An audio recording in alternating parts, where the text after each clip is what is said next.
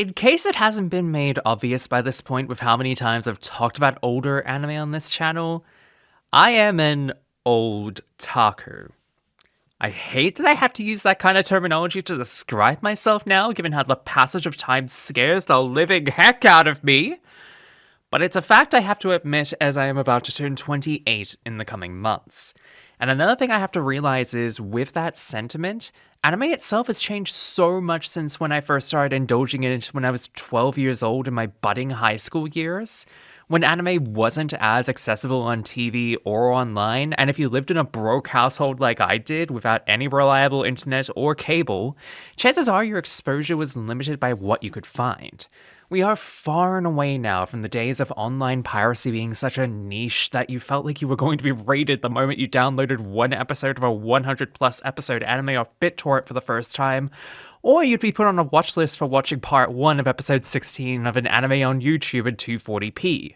The landscape of anime has changed so much since when I first began to indulge in it some 15 years ago, and with that also comes the realization that a lot of anime I became enthusiastic about back then has gotten remakes or sequels in recent years, some of which are unneeded, but most can agree the majority of these are required for their source material. The first big example I can think of in recent memory is the release of Fruits Basket 2019, an anime which readapted the manga released from 1998 to 2006, of which the original 2001 anime only adapted a small fraction of it in its 26-episode run. While many consider Fruits 2001 a classic staple of 2000s anime, it's obvious that many would rather go back and watch something like its more complete free-season 2019 redo nowadays, because it's the complete package of such a large spanning series which deserved a redux 13 years later after its manga's completion. Before that, however, we had HunterxHunter's 2011 redo anime which aired from 2011 through to 2014, going all the way up to the election arc, surpassing the original 1999 anime adaptation attempt, which only got to the Phantom Troop arc prior to its ending in early 2001. While this series may need a sequel or another season done as HunterxHunter slowly begins to start up again, people looked at 2011 as the go-to for the series in a similar vein as Fruba 2019, but still consider HunterxHunter 1999 in the same vein as Fruba 2001, a classic for its time to be remembered fondly. And of course, comes the one many people immediately think about when it comes to secondary adaptations which are better than their original, Fullmetal Alchemist Brotherhood. Arguably one of the biggest and most successful animes, not just critically, but also in terms of success for the overall franchise, it's managed to stand the test of time as one of the greatest anime adaptations maybe ever, as it excellently adapts the 26-volume manga, which was still publishing volumes as the series was being made in 2009 through to 2010.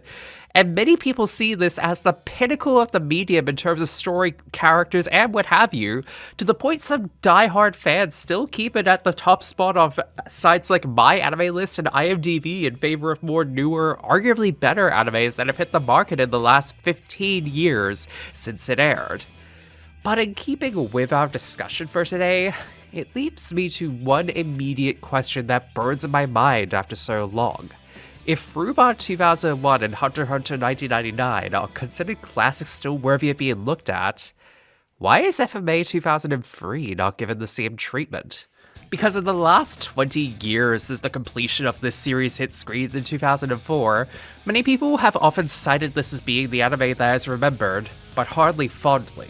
as many cite the deviation from the source material due to the fact that they were unable to complete it as being one of the cardinal sins of this anime which, by all accounts, should be remembered as fondly as the others before and after it. Instead, many people see this in the same vein as anime like Soul Eater and Black Butler, where its source material has kept going while its initial adaptation had to deviate so far off course, it's barely even remembered for what good it did for its source material at the time.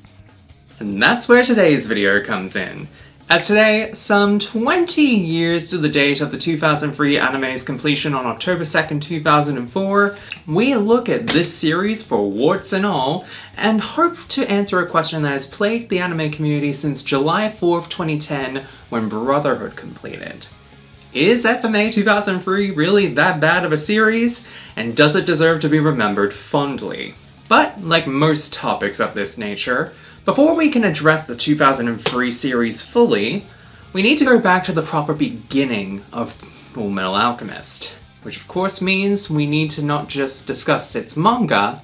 but also the team who brought us this adaptation specifically, that being Hiromu Arakawa and Studio Bones.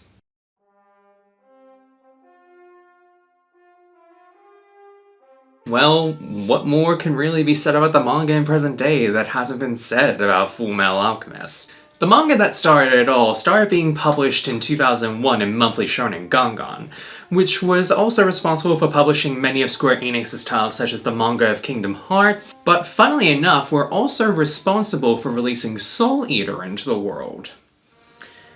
Put a pin on that, we'll be coming back to that one in a moment.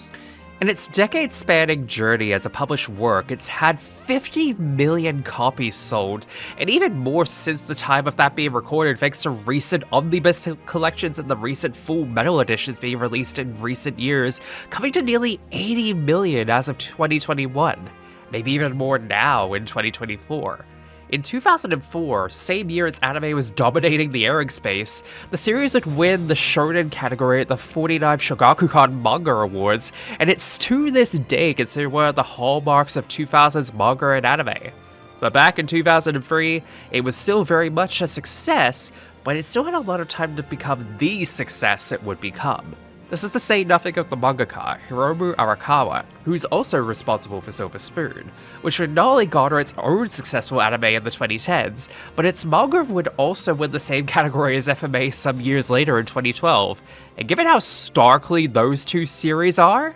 it's no wonder she's a success story alongside her works. But again, we're not here to talk about what made the series as a completed work so successful. We're looking at it through the context of late 2003, which by that point in Japan had only 5 volumes were released out of its 27 in total, of which an additional 2 would be adapted alongside them as part of this series. But with that in mind, who was the lucky studio that would give us this series in its adapted form anyway?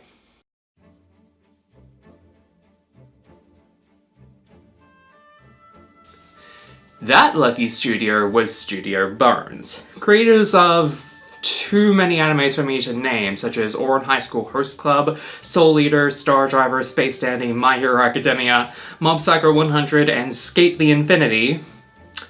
Just to name a few, because we don't have all day here, with FMA 2003 being the first major work of theirs in the early 2000s. Directed by Seiji Mizushima, whose work also includes the original Shaman King adaptation 2 years prior to working on this, alongside working on Hanmaru Kindergarten? Are you sure we got the right guy here? Regardless of the director, he worked alongside producer Masahiko Minami, who's credited along the lines of Razafon, Escaflowne, G Gundam, Cowboy Bebop, and Angelic Layer before this, and many others like Ouran after the fact, and had his fellow writer from Escaflowne, Razafon, and Nadesco in Sho Aikawa into the mix. With a team like that who are no stranger to such action-heavy shows, while also knowing that they eventually need to slow it down at times, it makes looking at the series we have in front of us a bit easier to do so, especially given our previous look at series like Nadesco that did manage to blend the two together with comedy in a very good way. This is to also say nothing of the fact that, at the time anyway, with the pedigree of all 3 of these combined had, this looked to be an impressive showing for the budding anime studio Bones, and, not knowing at the time, would make a major change into how these kinds of adaptations would be done. As with the above 7 volumes that they would have to adapt, they would also know for a fact that they would be able to complete it when the manga does. And this comes from a big misconception many people have had, that the ending of the series was something that the creator didn't approve of. This is actually pretty false as far back as 2006, where in a rare interview to New Type USA, Arakawa actually stated she gave explicit permission to the team to create their own ending for the series. Not only that, but when they wrote up their ending for it, they even passed it along to Arakawa, who gave her blessing as such for the way the series goes, and comparatively to the manga's waypoint over time, one has to wonder if maybe she took a bit of inspiration for where they would go with it. But, like usual, I'm getting a little bit ahead of myself here, so let's get to properly looking at the series in full and see where the series got it right and where it got it wrong.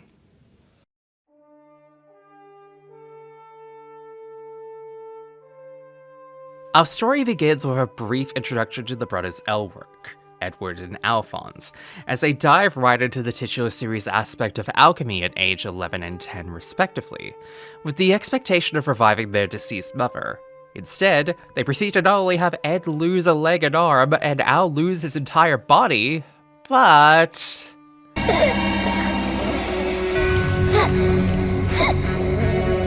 yeah, strap yourselves in, everyone, this is gonna be a doozy.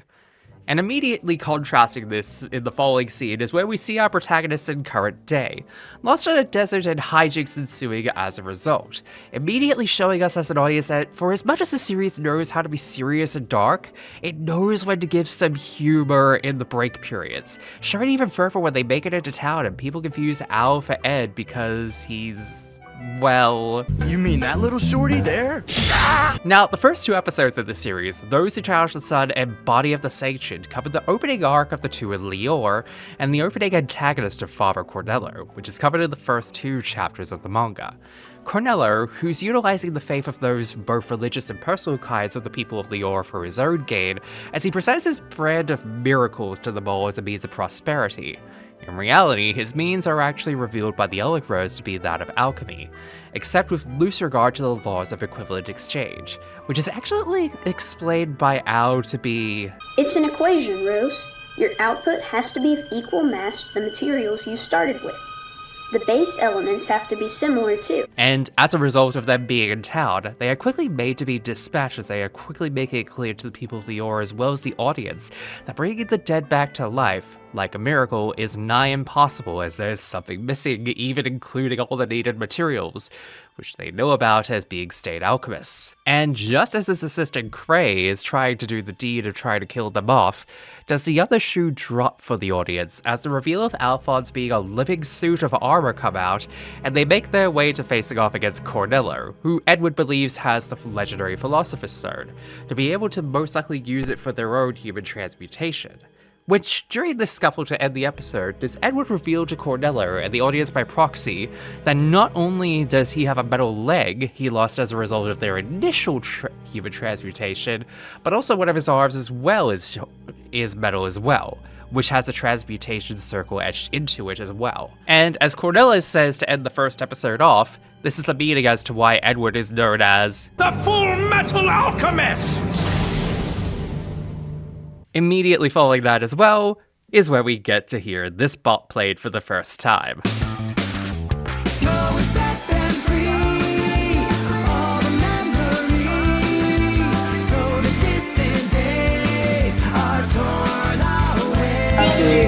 Yeah, real quick tangent here, but the openings and endings of Fullmetal Alchemist 2003 are something else for the time. I'd argue that for as good as openings like Bleach, Naruto, One Piece, and the like of this era are, FMA was basically the blueprint for future series to copy for damn good openings and endings. And there is no bigger example I feel that can be immediately pointed to other than Melissa by the band Proto Graffiti. That's not a mistake, I am trying to get around demonetization for their actual name. But that is nothing to say of L'Arc and CL's Ready Steady Go, Undo by Cool Joke, and Rewrite by Asian Kung Fu Generation, all of which were bops from beginning to end, and were Anime Con karaoke staples back in my day. God, I really did just say back in my day like I'm your grandma. I really am old, aren't I? But yeah, for as much as people will point to Brotherhood and saying that it got everything right, I will go to bat that its openings and endings are far inferior to O3 in many other respects. But to save me dancing like a goofball and not getting to the rest of this video, let's dive back in. So they reveal their bodies being wrecked as a result of their past mistakes. They are a living reminder of what they have done and seek to do right. Cornello, on the other hand, just dishes out a machine gun onto them and tries to sick the rest of the townfolk onto them, leading to their capture. However, they reveal Cornello's charade to the town of Lior, and they turn their back on him as a result, leading to Edward to showcase his abilities in full to Cornello and beat him down as a result, while also revealing his Philosopher's Stone is a fake. But as they leave in order to continue their quest to find the real stone, our true antagonists are shown as the co-conspirators behind the events at Lior, as lust and gluttony, 2 of the 7 deadly sins, are found to be the cause behind Cornella's rise to power, and gluttony ends up eating him as a result. This then leads us, through the epilogue of this episode, into the next part, which takes up the next 7 episodes to follow, that being a flashback to the time from the first scene throughout to present day, as Mother, the following episode, is the first episode which shows the lead up to the eventful night in question, and shows us the boys' lives in the town of Risenbul. This further introduces us to their family friend Winry, as well as their ailing mother, whose mysterious illness and death would eventually lead them to the path they are on now. However, it's made clear that even as novices, Ed and Al have a pretty good grasp on alchemy, even as children, even despite the issues it causes them in their lives, as it seems to still be seen as something forbidden, even with their father apparently being one. As previously mentioned though, their mother's sudden illness and passing does occur, and the boys, not knowing what else to do at such a young age, decide to do the one thing they can do: bring her back to life through alchemy. But while they manage to try and make something close to their mother, we know for a fact that they fail, to the degree that Al's entire body is taken into another world, his soul only being manifested through a suit of armor in the room, and Ed losing his leg and arm as a result. This singular action catching the attention of Roy Mustang, a state alchemist for the government who had managed to intercept one of the letters the boys sent to an address they believed was where their father was,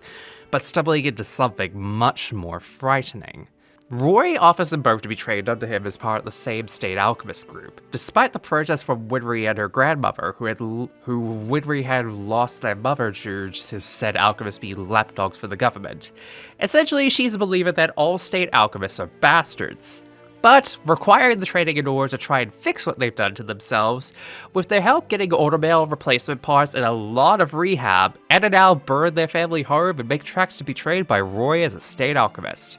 On their way to Roy, however, they receive word of a forger named Majahal, who they believe could give them additional skills to better themselves for Roy. Having known about the boys through their father Hohenheim, who was a friend of his, getting caught up in a family scuffle between him and his daughter over the loss of his wife, who had died herself. Her spirit apparently being seen throughout the town as some kind of ghost, with the only other person who could do something of that nature for human transmutation being Majahal himself. They realize something is up and come face to face with Lust, who had been parading herself as the mother. But Majahal hasn't exactly been doing good himself, as he reveals he's been making several different marionette dolls of his deceased lover in an attempt to bind her soul to one of them through alchemy, the real Corinne coming back having never died to begin with, but his obsession over her beauty leading to deny her as the real thing, leading the Elric boys to take him out.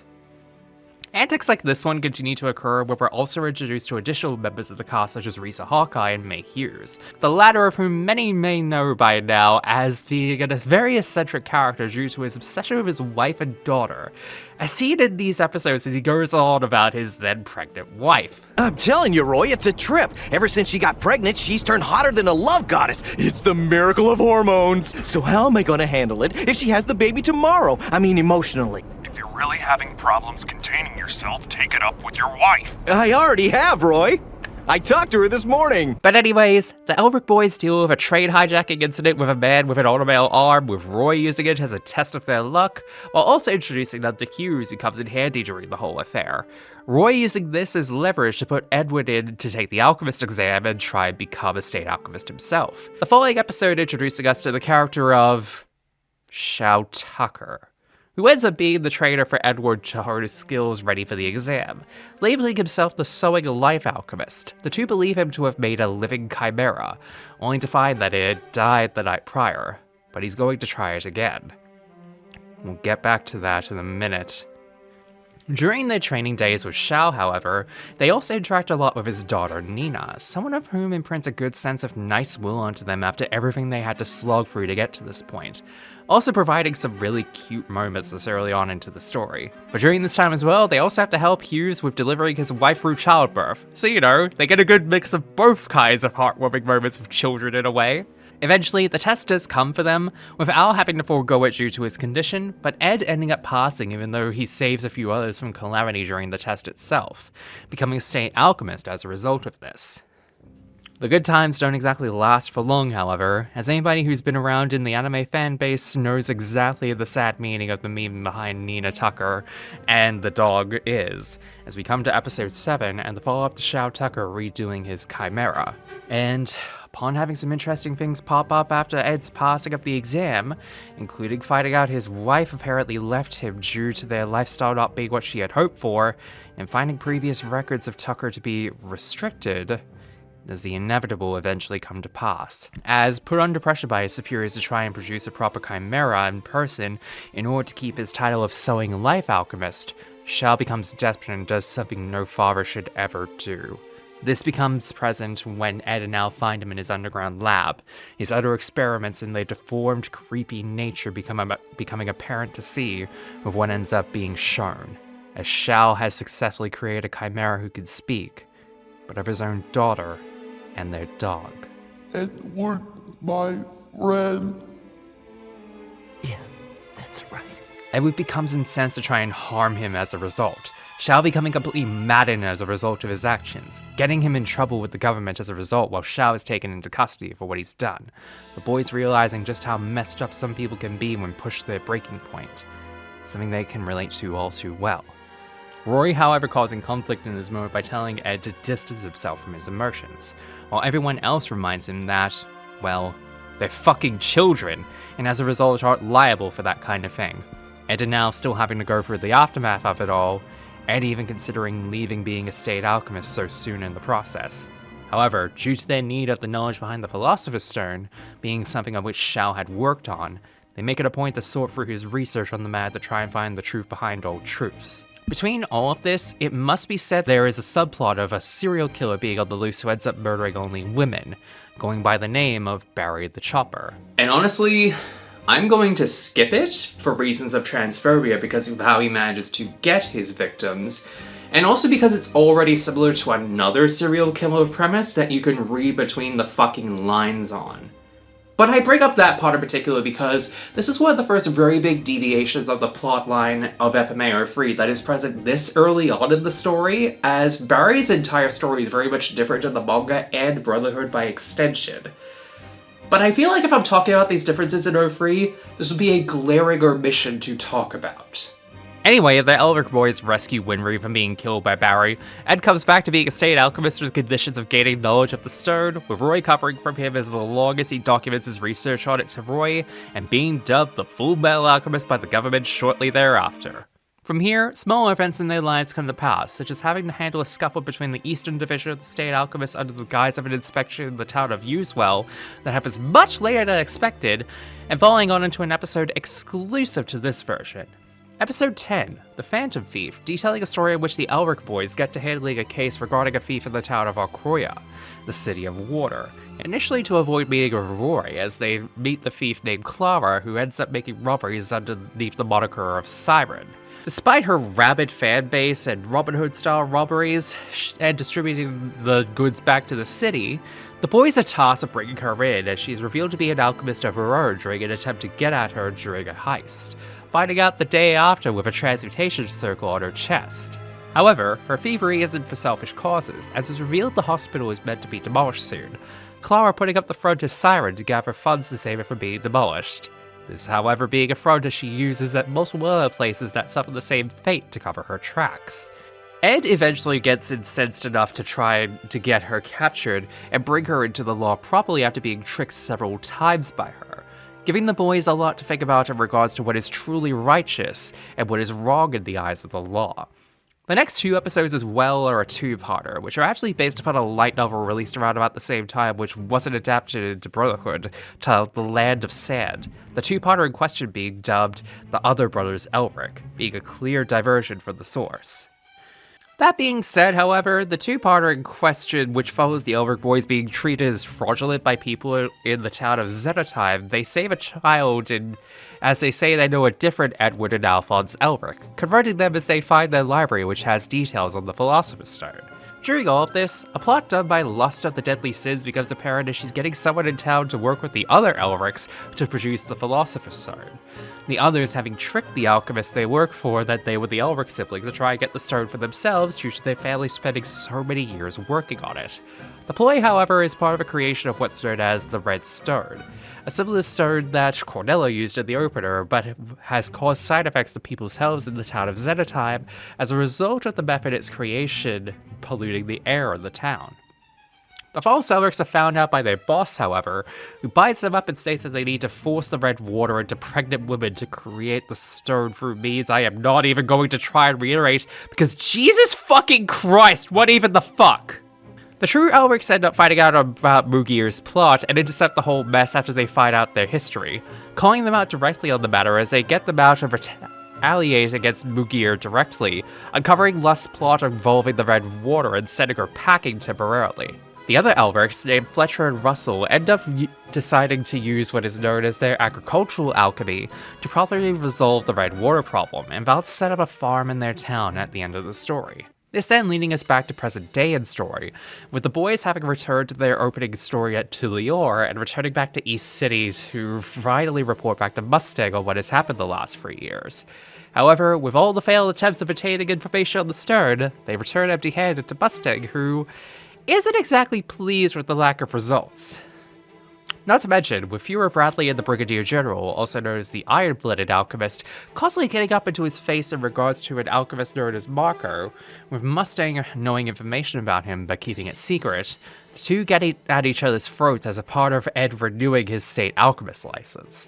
Alongside the Fuhrer is his secretary, whom Ed can't help but glance at in an interesting and curious manner. We'll come back to her much later on as the series progresses on, but let's just say her true nature is one of the first of many big changes from the manga which has ramifications moving forward. That being said, in the middle of all of this, Mustang does get some funny moments here and there. The highlights of which being, I love dogs! Dogs embody loyalty. They follow their master's commands above all else. Be a jerk to them and they don't complain and they never once beg for a paycheck. Trust me, Fury, they're the great servants of man! And when I'm Fuhrer, there will be changes. That day, all female officers will be required to wear tiny miniskirts! But eventually, the two alchemists come to blows for Ed's renewal exam. Ed having a perfect chance to let out all his frustrations for the last 3 years over onto Mustang, while also using this to showcase why Mustang is such a force to be reckoned with as his superior, especially given the damage they cause. It also, however, gives us a perfect showing into how Mustang has been through a lot of shit, especially regarding Marco, who Mustang finally gives information on where he currently resides after so long. For what it's worth, from what you can gather in these first 13 episodes, the changes are minimal at best so far, and don't become much more apparent that it's a complete deviation from its source material until much later on. So you go into it for a much different standard approach, with the only really big marked changes are the anime-only episode 10 and the light novel adaptation episodes 11 and 12, as well as Barry's character being different in his appearance so far. But it does make one wonder where exactly the series begins to become more obvious with its changes over time. Well, without spoiling anything else on the matter, we're about to get into the beginnings of those changes in these next 12 episodes to follow, which is where I personally feel like the peak of the series is shown in this stretch of episodes.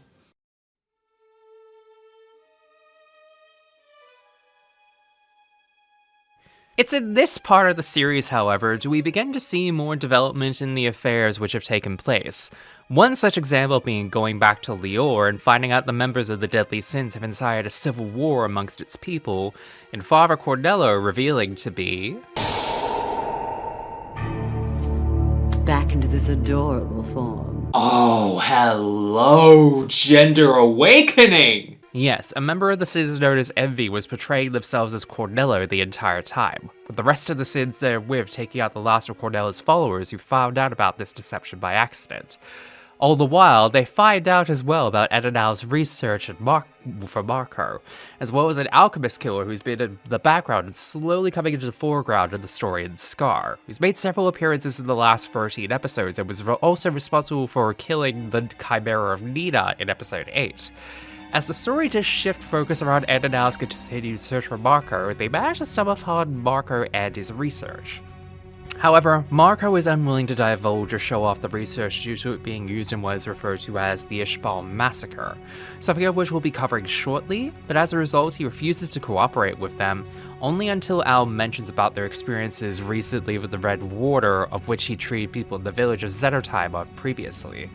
Just as they find out about his own version of the stone being used for the Red Water in Xenotime, General Grand comes barging in and confirming that, while it's not the stone itself, the same element was used to augment state alchemist abilities during the Ishbal Massacre. As a result, General Grand has the Elric stand down and Marco arrested while the Red Stone is taken into his custody, only being stopped from proceeding out of town due to Scar showing up, even brutally taking down General Grand, who tries to use the Red Stone to beat him. But just as he's about to take out Marco as well, in comes Ed and Al to intervene and make a grand escape for Marco, even if it's only a temporary solution until Scar eventually finds them again. Ed and Scar going at it for a bit before Ed simply questions his motives finally, leading us to learning why Scar is on this killing spree of sorts. He initially only diverged that state alchemists were responsible for his older brother's passing, declaring he'd used the power he gained from him to seek revenge against those who killed his brother in the Ishbal Massacre. The conflict only stopping with the debut of fan-favorite character Major Armstrong, who was initially on the lookout for the Elrics to protect them from Scar, but eventually does his job and makes a good distraction for them and Marco to escape, deciding to flee the city away from Scar and the military. It's here in the following episode the eponymously titled Ishbal Massacre gets properly divulged into, as Marco states the citizens of Ishbal found alchemy to be an inhuman process and, upon being sold the idea, rejected it outright, causing the state alchemists to retaliate in kind. This coinciding into a war which breaks out from one of the state alchemists accidentally murdering an Ishbal citizen and child in their home, leading to riots and unrest through Ishbala until the military and alchemists end up massacring the entire area and— Jesus fucking Christ, having to recap that entire thing in the year of our Lord 2024 is fucking terrifying, knowing what has happened in the last 2 decades since this aired. This is where we found out Marco supplied the alchemists in the massacre with the red stone element, which caused them to enact the massacre, more or less blaming himself for the entire events transpiring how they did due to General Grand forcing his hand on the matter. Not only that, but Mustang being involved in it at the time felt such guilt over it, he almost ended his own life. This beginning as an attachment of feelings over the situations he inherited as a state alchemist, and passing the same kind of advice on to Edward so early on. Edward, however, declares that Marco shouldn't run from his past forever, convincing him to go forth with them and use their research to their advantage. But the minute he mentions the rock bells, his tone instantly changes and runs off. All the while, as the Elrics go off to find Marco, Roy and the rest of the state alchemists end up fighting and engaging with Scar. The two sides engaging back and forth with him as he fights the Elrics alongside Marco, who shattered a piece of Al's armor and Ed's arm to prove his power. Only being stopped when Marco ends up stopping it with the red stone, and Scar reacts negatively to it as a result of its power, forcing him to retreat. But despite this heroic action, Marco doesn't go along with Ed and Al back to the Rock Bells, as he stated he's the one who killed Winry's parents in the Ishbal Massacre, and as a result, instead goes to the viewer's custody willingly, feeling it's deserved given all he's done. However, before going into custody, he leaves the Elric brothers the location of his research on the Philosopher's Stone, which is kept at the National Central Library, giving them a lead in his absence to follow. Before they can manage that task, however, they do need to fix the damage done to them by Scar, leading them back to Risenbull alongside Major Armstrong as their escort to protect them due to their lack of ability to protect themselves. However, as they end up leaving for Risenbull on their way to Central, Marco is tortured and later killed by Lust to try and limit the research on the stone, as they try to extort as much information out of him as possible. Alongside that, a nice little detour due to Al being mistaken for cargo and kidnapped by a thief forces a change of plans, leading Ed to come face to face with one of the soldiers who were a part of the Ishbal Massacre, who gives him another side of the conflicted state of the military in the world. After all that happens, however, they do eventually make it back to Risenbull and make it for repairs, as well as a proper bit of downtime with the Rock Bells after what has happened the last 4 years, who are pretty elated to see them finally after so long. Brother!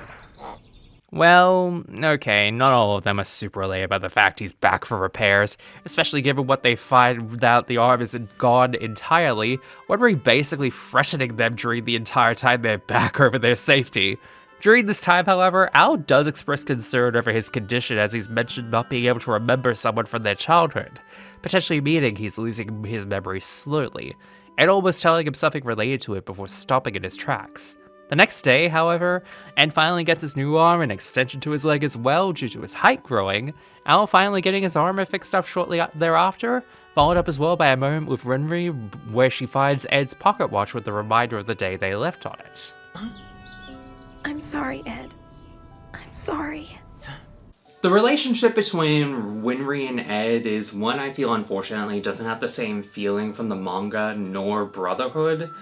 But the heart of it is still there when you have Winry talking about crying for the both of them given they continue to be stoic about their past actions, like it doesn't affect them. And honestly, even if the heart of it is neutered a little bit, I still adore how Winry is so caring for them, even if she shows it in a bit less than Stowaway at times on the level of tsundere, and especially given how welcoming they are as their surrogate replacement family. But that's a topic for later as this goes forward. Following on from Rizabul and their reunion with the Rockbells, the gang finally makes their way over to Central, being given a new gang of handlers in Maria and Denny, taking over for Armstrong as their protection from Scar, who's ended up in a scuffle with the Deadly Sins the night before, leading to the library's destruction. This leads to the brothers believing that the research from Marker had been destroyed in the library's destruction. They later find out a separate set of books being kept by a librarian known as Sheska, who in return for helping them sort through all of them, managed to find Marker's notes within it. From there, they spend several days working on deciphering the notes they needed from them, eventually leading them to find the unfortunate truth of all truths, that the secret behind creating a Philosopher's Stone, the crucial ingredient behind it, is live human beings as sacrifices. Feeling broken from the realization behind it, it's only right that they are not in the best of moods given their 4-year-long quest for answers has given them one that would otherwise be the worst thing they could ever hear, believing now their quest for their bodies to be more or less done. However, it's thanks to some help from Maria, who had overheard their reveal, they go over it again and find something further. There being a lab where the refining of the stone had been done, which had been closed down compared to the other 4 before it, deducing the actual truth to be found there. Deciding they need to figure it out for themselves in person, Ed and Al sneak out to Laboratory 5, even while Scar and the Sins are out and about. However, Scar is at the central facility on the hunt for the Elrics, stopping them from being found as they are long gone by then. But he quickly deduces where they went over to, following along after them to the Lab 5, but the brothers barely make it their way through the lab without any further injuries. Just kidding, they fumbled their way through at every single step. But once they think they're out of the woods, they find themselves coming face to face with 2 armor-clad beings calling themselves 48 and 66, as well as another mysterious one who engages Ed and Al respectively. Collectively, they're known as the Slicer Brothers, who guard over Lab 5. And the way that they guard over it is due to their spirits being bound in the exact same way that Al has been bonded to a suit of armor through alchemy, their spirits having been prisoners in the prison next door to the lab, one of them coming out to be Barry the Chopper from earlier in the story. Ed and Al, however, make good work of the 2 Slicer Bros before long, even despite some issues in Ed's fight against Barry, including deception on the part of the Chopper, which almost leads to his downfall in battle, but the 2 of them end up calling it off when they find out about the Elrics being brothers. However, it's because of this that Edward admits he cannot kill the Slicer Brothers due to the fact that, if he did, he'd have to admit that they aren't human. Then Al would be the same thing. Barry using this to try and convince Alphonse he's not the real Al. During the middle of this, Scar ends up making his way to Lab 5 and finding the Elrics, with Barry releasing someone from within the building to cause a disturbance, releasing the remaining prisoners from next door to ensure no evidence on the matter is found.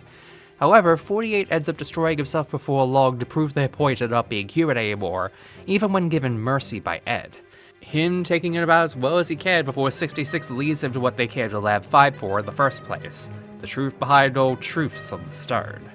But it's here where we learn more about the stone from Scar, who retells the story about his older brother and how he had attempted to do the same thing the Elrics had done, in fact managing to create a Philosopher's Stone of his own, but at the cost of his own sanity and his body as a result of it. in his madness killing himself in the line of fire in the massacre. As Ed makes his way further down, finding a now Chimera Shao Tucker in his new laboratory, including a new Chimera Nina who obviously triggers some PTSD in Ed, he finally does manage to find what they were searching for in Lab 5. The same red liquid found in Xenotime which made the stone there, and the stone that Cornello had made. Ed being told that no ordinary alchemist like Tucker can create the stone with their own hands, but that he may very well have the ability to create the stone that they so desire. Meanwhile, Al and Scar end up tussling with gluttony and lust of the Sins, with Lust even saying that they've been following them since they left Risenball, Lust stating outright that the Sins are all homunculi, explaining their supernatural abilities.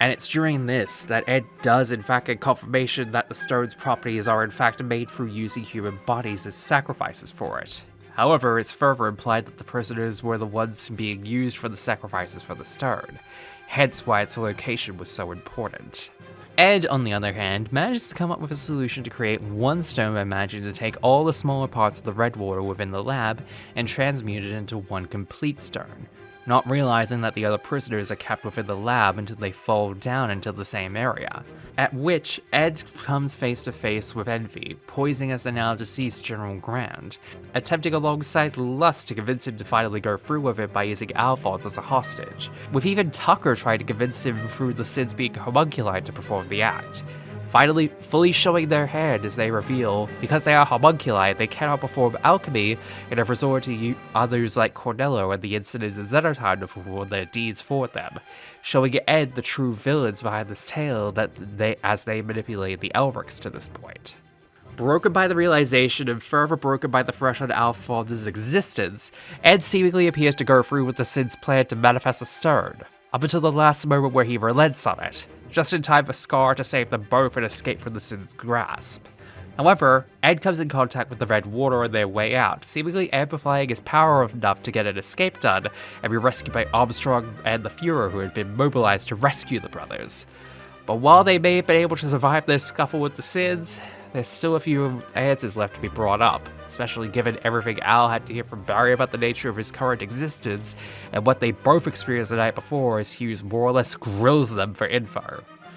Yeah, it hasn't been mentioned much, but in the background, Hughes has been conducting his own personal investigation into the Sins alongside the one on Scar as well. This eventually leading him to be seen as a goofball who shoves pictures of his daughter around as a front, as he's a much more serious man on the job. Not to mention that he ends up relaying as much info that he feels comfortable giving to Roy. However, he's realizing he needs to limit that given how serious the entire situation is becoming as he delves deeper into it, while still making time out from his schedule to celebrate his daughter's birthday in the middle of all of this.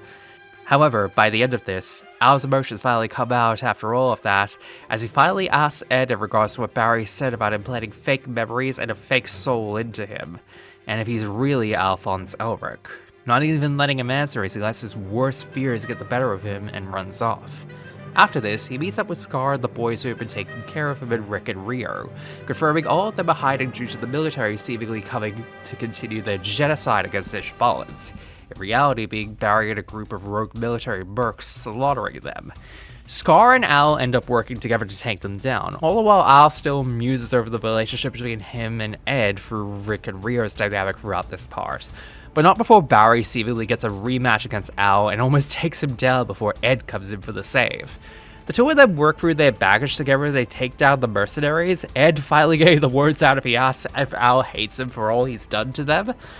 Al only replying after it's all done he doesn't, finally answering Ed's burning question after so long. Throughout all of this, however, it's revealed that the Fuhrer's secretary, the one whom Ed and noticed suspiciously looks like their mother, is in fact a homunculi herself, revealing her as a mole within the military for the Sins and forever pulling the Elrics along to their schemes. With all of this mounting up, Hughes finally starts working to uncover the conspiracy of events within the military hierarchy in the wake of Lab 5's fate, with Fuhrer Bradley getting involved in his investigation on the matter given the fact that he seems to be going further into the truth than they thought. However, it's when the Fuhrer enlists Julia, whom we now know is working for the Sins to work alongside him, do we begin to realize that Hughes' fate may already be sealed. The Ulrichs, however, having hunted for the stone for longer than they had wished to, finally decide they need to take a breather from it. Instead decide that they need to meet up with their original teacher in Dublin, deciding to take a trip to see her in person again, leaving Essential alongside Winry. However, it's made clear that they told it as a cover-up. In reality, they are going to follow Scar's lead in regards to Ishbalans having made their way to create the stone, intending to find proof of it in a location he had mentioned in the past. Scar, however, is still recovering from the events of Lab 5 and the aftermath of it, but still manages to take time out to rid some of the bikers invading a slum of refugee Ishbalans, leaving him on the back burner for the moment. But as we pan back to Central Base, Hughes is in the middle of mapping out the events in regards to the Red Star of the past 24 episodes, trying to fully realize the truth over what has happened until this point, realizing that the soldier who started the Ishbalan conflict over the Red Star is Juliet Douglas, who's already dead. Calling out the person calling themselves Juliet Douglas on the matter, he is then found out by Lust in regards to his continued research, before being saved by Maria, the woman posing as Juliet being revealed to be Sloth. Yes, as in that Sloth from the manga and Brotherhood. This being one of the very crucial but very important changes to the source material, as the appearance and overall importance of Sloth in this version is vastly different from what we have here. But in regards to that importance, we still have quite a lot to go through before we get there. For now, Hughes and seemingly Maria end up escaping, Hughes realizing that this deception within the military with the Sins goes deeper than he thought, attempting to report the information to Roy, before he realizes that the person following him isn't Maria, it's Envy. And just as he thinks he's gotten away from them with a slice of their neck, Envy manifests as Gracia Hughes and shoots Maze fatally, taking his realization in regards to the situation to the grave alongside him.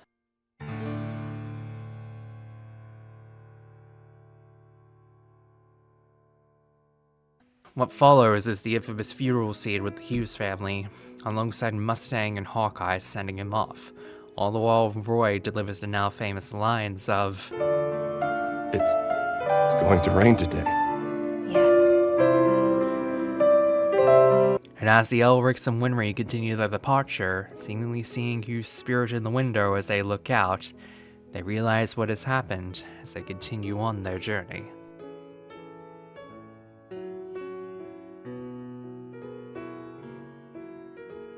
And believe it or not, this is actually where the anime was originally going to end, as they had exhausted most of the up-to-date manga chapters by that point to use for material, even leaving it off in such a way where it could have been ended in a stereotypical read the manga for the rest of it ending. However, according to screenwriter Sho Aikawa, this was the point where they instead made the choice to turn it into a 4-core series, and where the true deviation of the story begins as, from the next episode onwards, we are truly into mostly anime-only territory moving forward. With that being said, as we move past the halfway point, let us finally enter the main event, as it were, with episode 26, Her Reason.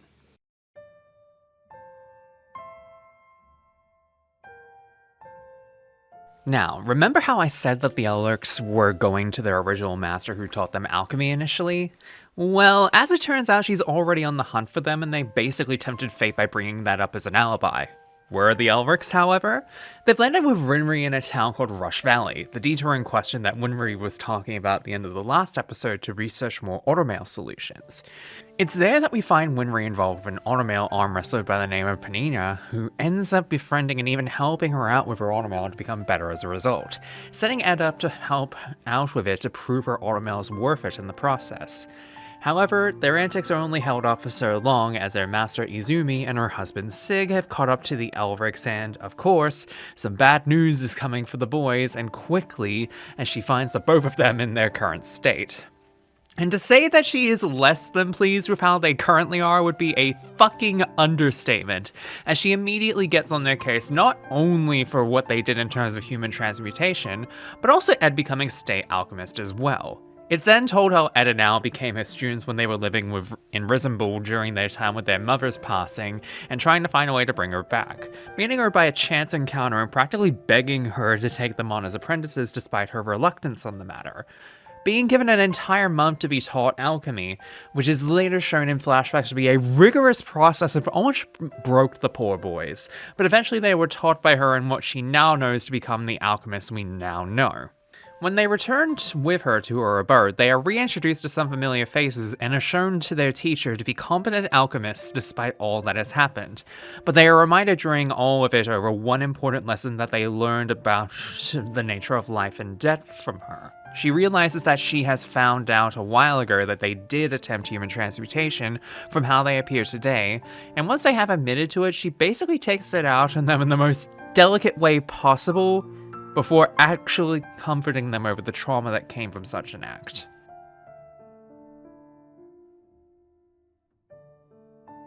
With this, Izumi is shown that while she is a hard ass, she isn't heartless, and understands that the boys have been through a lot since their mother's passing and trying to bring her back, especially given how far their journey has led them along by this point. And it's from here that I feel the boys actually do have a proper mentor to lean upon that isn't a dog of the military like Roy, and to show someone as being more human than the ones that have been shown since the incident occurred 4 years ago now. An intentional choice on the part of the director, who said it was to show Izumi's real weakness to the viewer. Despite this, however, she does make them relearn her lessons all over again, throwing them into the same island she put them in for their initial training purposes those years ago, while also we get flashbacks of the initial training when they were younger. This being the month that they were given to survive within the island without alchemy and to understand the meaning behind the phrase, all is one, one is all, before she returns, with them realizing both present and past with the flow of nature and how alchemy works alongside it. This lesson unfortunately not being understood when they were children, as they neglected it for their attempt at human transmutation. Something they understand now in the present goes against the very nature of the phrase they were taught, however they are still determined to follow through with it. A complication is thrown into the works immediately after the fact, as they believe they had been followed by someone else, a kid who appears to be amnesiac and was left on the same island, but is like Ed, able to perform alchemy without a transmutation circle. Taking the boy back with them, Izumi and Sig end up taking him in and caring for them. However, the Elric boys are curious about his nature and background, and in particular grilling him over what he had done. However, as he attempts to get something out of the boy at night, Izumi is then informed the reasoning behind the boy's need to know the truth. They believe the boy to be like the Sins, a homunculi, especially given that he was able to transmute his own body. It's during this, however, that we see something unseen until now. What had actually happened to the Elric boys that fateful day when they attempted to bring their mother back. Ed being swallowed whole, and Al disappearing altogether. Ed seeing something known as the Gate, a manifestation of hundreds upon hundreds of souls being kept behind it, and showing how Ed used transmutation to bring Al's soul back to the realm of the living, but indicating that something came back alongside him. That boy being it. Their fears seemingly becoming confirmed as they see that the arm and leg that Ed is missing appear to be on his body instead, following the boy to try and confront him on the matter, eventually calming him down. During all of this as well, Roy has begun digging into Hugh's death, and who exactly was the person or people who killed him, trying to grill Armstrong but finding no information found on the matter from him, indicating that someone higher up is silencing him as part of the conspiracy. As a result, him, Hawkeye, and Sheska start their own investigation in secret, determined to find out the truth behind Maze's tragic passing, going alongside Roy as he ends up getting his promotion to Central Base after so long, and putting together a team to work on it alongside him in his transfer. As well as that, there's an introduction to the person replacing Hughes' position, Lieutenant Archer, a character exclusive directly to this anime version who seems to have an agenda with the Elric boys and will seemingly use his position to go after them in a way unlike any other in the military. Archer, alongside Armstrong as his subordinate, end up finding the boys through their connections to Izumi and arrest the boy on charges of conspiring with the homunculi. Not exactly in the best of manners in the process, but confirming the boy may be connected to them as they spot their symbol, that being of Ouroboros, on his foot. When Izumi returns, however, they confront her over the boy and him being a homunculus, before she ends up vomiting blood, revealing that her internal organs are missing, causing the bodily issues but confirming to the boys that she has also performed a human transmutation. And as she and the boys go into where they are holding the boy hostage, it's revealed that the cause of that, as well as the boy's history, come from an attempt by Izumi to perform human transmutation to revive her stillborn son after a failed childbirth. But she failed. Her organs completely taken in the process, her womb included, causing her condition today and why she's so determined to break the boy out and protect him, believing him to be the attempt at bringing her son back to life that came back with Ed and Al. However, as she gets into South Base, getting him with Ed and Al in tow, it becomes more complicated when Archer, Armstrong, the mercenaries from the Lab 5 arc, and Führer Bradley all come to cause a scuffle on the way out. During this scuffle, the Führer, later revealed to be Envy of the Sins in disguise, captures the boy in question, referring to him the fact that his arms and legs did in fact come from Ed. Envy proceeds to feed him red sterns and, as a result of it, awakening the boy's memories, allowing him to remember what had happened with the gate, and reveals the boy to be Raph. Yes, that Raph. As in the Raph who is meant to be Führer Bradley in the manga and Brotherhood. But in one of the most drastic changes to the FMA story, it is in fact revealed to be the homunculi born from Izumi's failed attempt at reviving her son. This is arguably where the biggest deviation from the source material begins to take place as of this episode, as from this reveal of Raph being a different character entirely, the entire endgame of FMA essentially becomes an entirely different beast altogether. And the remainder of this episode more or less clinches it. Because from here, Izumi attempts to end the life of Raph, realizing now exactly what he is, but hesitates even when he basically eggs her on in order to get it done, further proving her own weakness as she cannot kill what would have been her son. And even when the Elrics catch up to Izumi and attempts to attack him, Izumi even steps in to stop them from killing Raph, as she even declares that the way homunculi are made are through failed human transmutations, like the one they performed on their mother. This will be revisited later.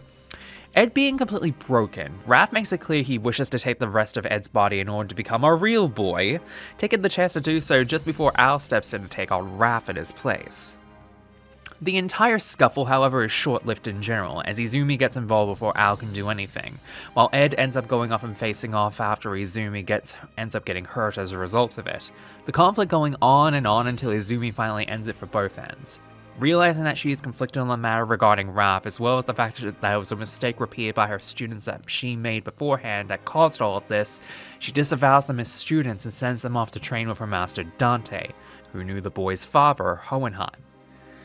And upon being questioned regarding the stone, effectively tells them the same kind of misery it brought to their father as a result of it, advising them once more against trying to search for it. During this, the Elrics and Dante are ambushed by the Sins, who are seemingly going after Al comparatively to Ed. A battle once again engages between Al and the Chimeras working for the Sins, ending in his capture.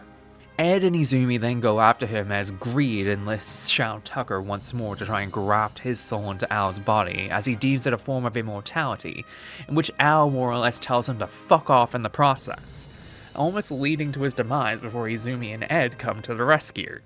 The fight with Greed, however, goes very interesting, as he uses his homunculi ability to create an elemental shielding on his body to defend against Izumi's attacks, eventually leading to Ed having to get involved, a battle of wills and ideology in regards to their states and goals engaging as a result, only ending when the military get involved on orders of Lieutenant Archer to bring them in, leading to Greed and his crew escaping with Al while Ed, Izumi, and Sig are detained by the military, Archer reinstating Tucker and Kimberly into the military under his command, making an escape shortly thereafter. Not all is lost on Al, however, as Armstrong breaks rank in order to go after and saving him from his captors.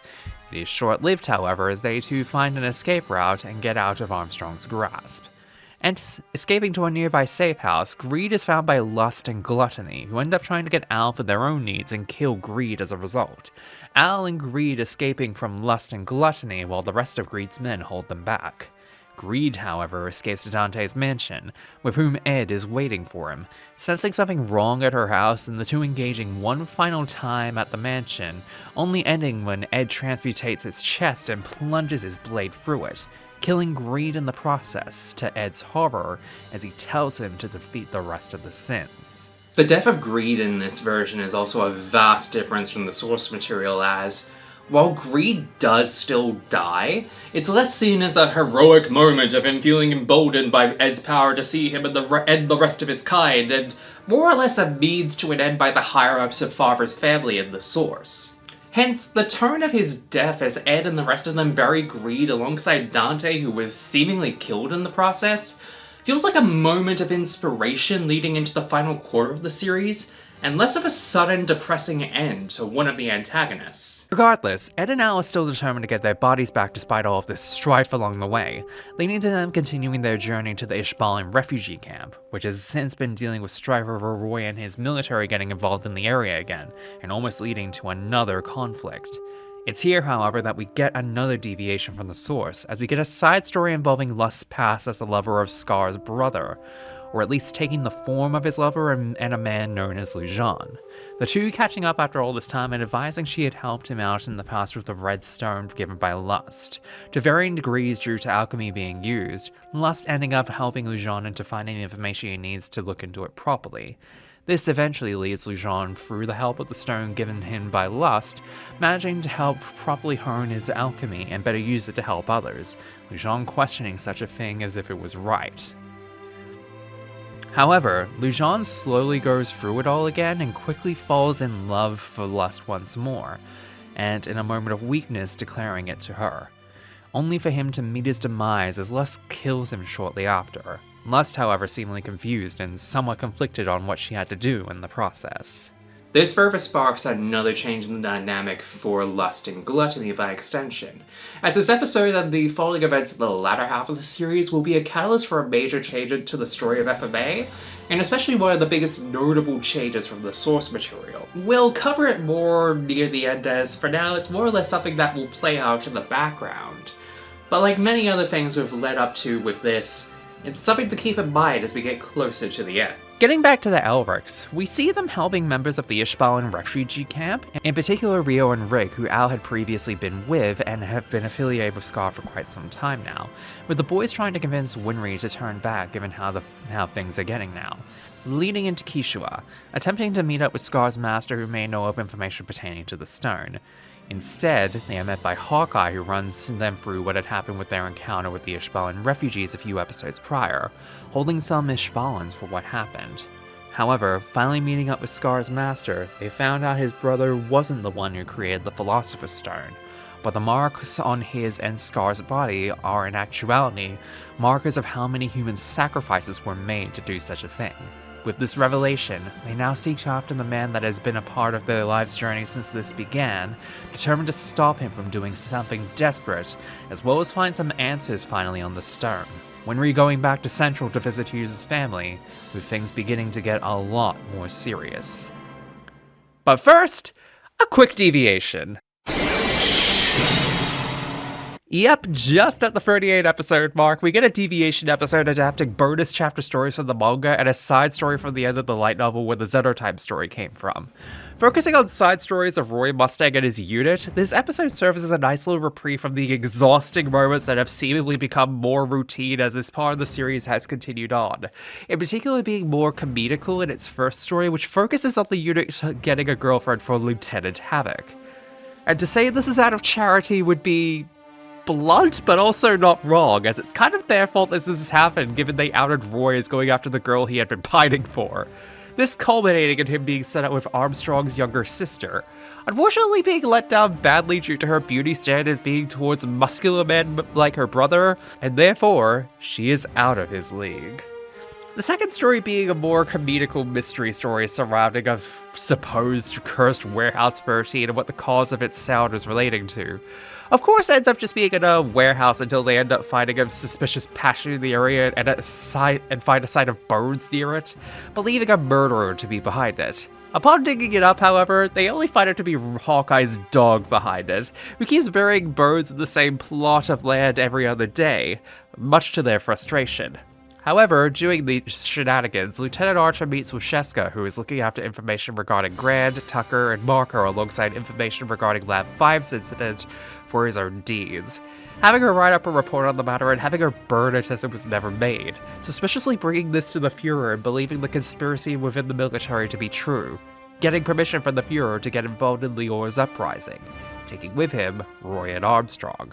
Going back to the Elrics after that deviation, they're still struggling on their pathway to Ishbal, getting into a fight over what to do next and splitting up, and during all of this getting involved with Martel, whom they had helped free from Greed's group a few episodes ago, with her seeking revenge for Greed. However, seeing the similarities between herself and Scar's personalities, Al decides to leave her once and for all, reuniting with Ed and realizing that Scar does need to be stopped first and foremost. Martel still deciding to help them reach Ishbal by providing them a ride. Meanwhile, Rinri and Sheska both end up talking to each other and ending up with Sheska admitting that she has discovered that Hughes was killed due to finding out about the truth behind Lab 5's fate, as well as the truth behind the Ishbal Civil War, that he was killed for learning something nobody was meant to know.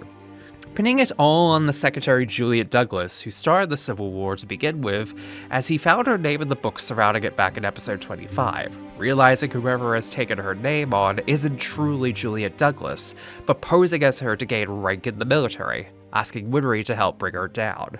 And it's here where they reveal Sloth is taking the face of Ed and Al's mother, implying her early on to be the homunculus that was created as a result of their transmutation, but revealing to Sheska that Juliet is in fact working within the conspiracy within the military.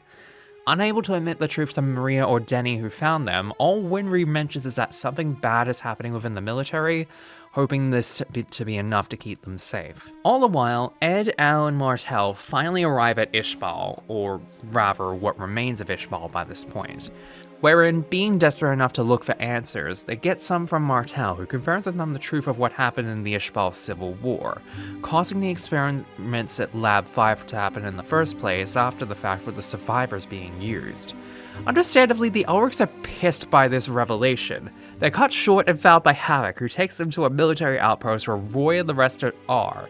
Ed realizing the reason they've been pulled into rank is due to them being brought in to help with the uprising in Lior, to the shock of the Elrics. Archer takes advantage of this and offers to take up scouting on Lior to get involved in the matter in person. Angering Roy, who questions why he's doing it, edily retorting it was him who kept this information from him in the first place. During this, however, Armstrong takes his pocket watch, which is delivered to Tucker, who plants red stones within it to amplify its power through Archer's direct orders, as Ed goes in and sees Rose once again, whom the public now knows as the Holy Mother, while Lust and Gluttony look on, declaring he needs to be killed for knowing the truth behind Ishbal's Civil War. And as all of this happens, Scar is revealed to be right beside Edward as he approaches Rose, a major conflict seemingly about to go down in Lior as Martel and Al spot Kimberly amongst Archer's men, Martel knowing him as the person behind the Lab 5 specimens and lunging after him. Al trying to stop her at the last minute, but to no avail, barely saving them both from an explosive encounter before engaging in combat with Kimberly himself, being split up thanks to Roy getting involved and stopping it before it gets too bad. While this happens, however, Fuhrer Bradley is sending himself to Lior to get involved, seemingly to avoid it becoming Ishbal 2.0. But as we see Sloth and Wrath alongside him, we know something is afoot when he mentions destroying it for the sake of the stone. Scar and Ed finally confront each other after all that has happened, Scar telling him not to get involved in the creation of the stone by him. Upon reaching an impasse, decide the best way to settle it is through combat, only being stopped by Lust and Gluttony getting involved, seemingly to kill Ed. But in actuality, they are there to protect Scar as he wishes to ensure the stone's creation by any means necessary, unlike Ed, backing off when Scar reveals the locket given by Lust to his brother and forcing them to retreat before Rose and Lyra end up finding them, revealing Rose to be mute. Lust's creation as a homunculus is shown with this, having been the result of Scar's brother attempting to transmute his lover back to life, and in his failure and madness was exiled shortly thereafter, revealing that homunculus are weak to the essences of their original host bodies, the locket containing her hair. It's then further revealed that the markings on his body made from sacrificing humans were from dead bodies from the war, and that the markings on Scar's body are in actuality a transference from his brother's sacrifice and his death onto him, seemingly as a continuation of what had begun. Additionally, it's revealed the reason as to why Rose is unable to speak due to trauma from the military regarding the Lior uprising, Scar using this lack of sympathy to use the military men in Lior as his sacrifices to create the stone. Viewer Bradley arrives in Lior shortly thereafter, advising Kimberly to use chimeras made by Tucker to attack Scar and use the distraction to lay waste to Lior on his command. Like he said, he's wanting to destroy the entire city for the Stern, Martell hearing it and engaging Bradley. However, this is when the Fuhrer reveals his true colors to her and the audience, as the Fuhrer in this version is, instead of Raph, to still be homunculus and a part of the sins, but being the representation of pride in this version, killing her despite hiding in Al's armor. Alongside this is Scar revealing the truth behind what happened to the citizens of Lior, pinning the blame on this on Ed for getting involved in the first place. Scar is determined to complete the Stern and use it against the military's revenge for what happened to Ishbal, Ed being distraught at the whole thing.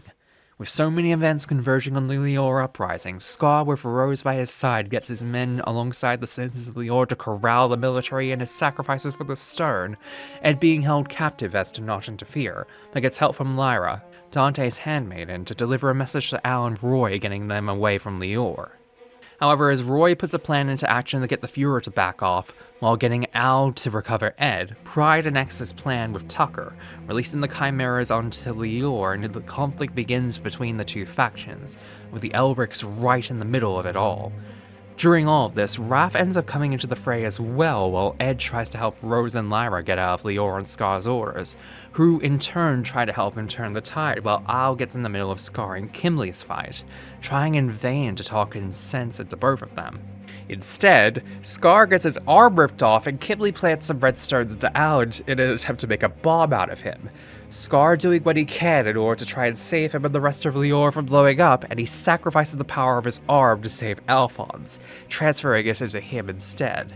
All this happening as Ed finally learns the truth about Sloth that we had slowly realized ourselves, that she is the homunculus that was made from Ed and Al's failed transmutation of their mother. As such, Sloth and Ed finally engage in battle for the first time underneath the tunnels of Lior, Ed finally coming face to face with the sin he created himself, only providing them a distraction to make a run for it to get out safe. Coming back into Lior once Rose and Lyra are out safe, he comes back to find Al detonating, alongside the several hundreds of soldiers required to make the stone in there, Lieutenant Archer included.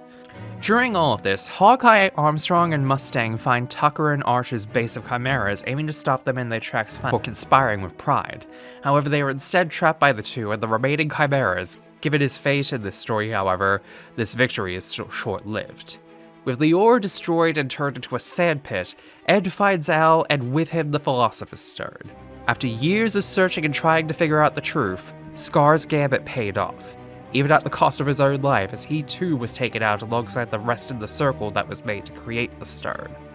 And just when you think Lust is about to come in and grab Al with the Stern in his chest, she instead tells them to get running, seemingly aiding them in an escape before anyone else can notice. Having had several episodes worth of wavering feelings about Scar and seemingly realizing the sins are kinda shit. This being one of the single most egregious changes to the original FMA series as well, as Lust never once aligns herself with the Elrics and is loyal to Father and the rest of the sins throughout it, with this face turn of sorts coming right at the tail end of the series, seemingly to make the dynamic that much more unique. But the point still remains. Edward and Alphonse have the Stern and they have the necessary ingredient to restore their bodies. But with the main antagonist of the story still running amok and trying to get the Elrics for their own schemes, we've truly reached the end game of FMA 03. And for all the ups and downs and twists and turns we've gone on throughout the last 42 episodes, would you believe in the last 9 to follow we've not even properly gone into some of the most batshit changes?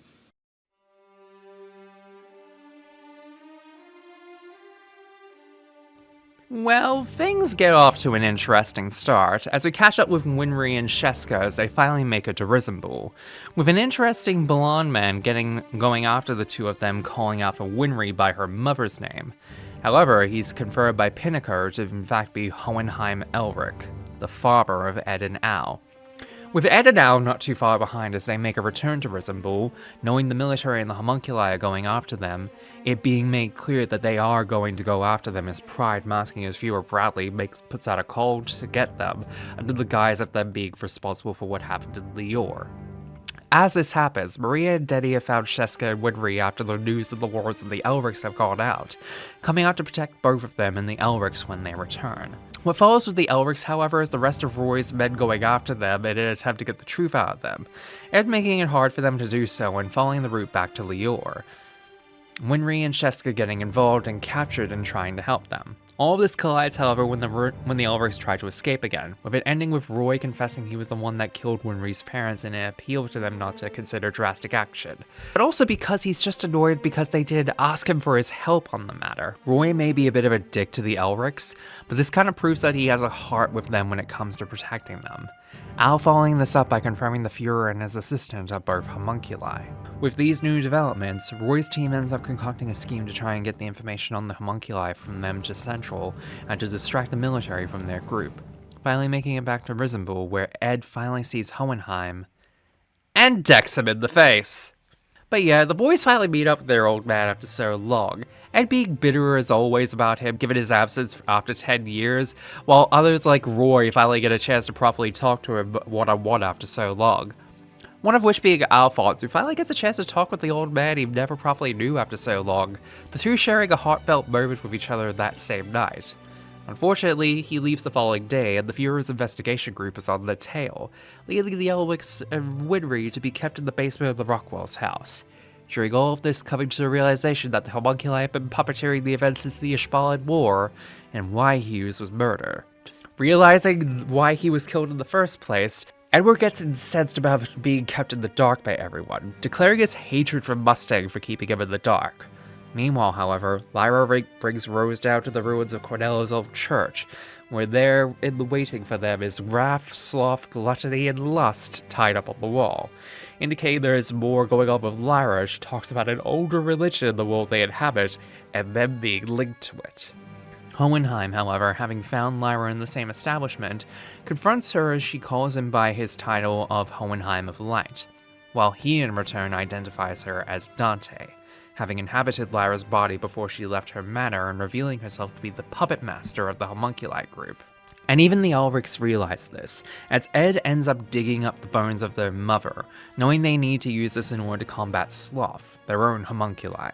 All the while Dante tells of how she imbued a Philosopher's Stone into Hohenheim in an attempt to save his life, and even fall in love with him, confirming the reason why she led the homunculi over to them was to get back Hohenheim, with Hohenheim only stating that the promise of an eternal life is false, indicating that both their bodies, which are now centuries old, are now in fact rotting away. Because no matter how many times that they end up transferring to other bodies, eventually the ravages of the process takes its toll and the body will eventually rot away.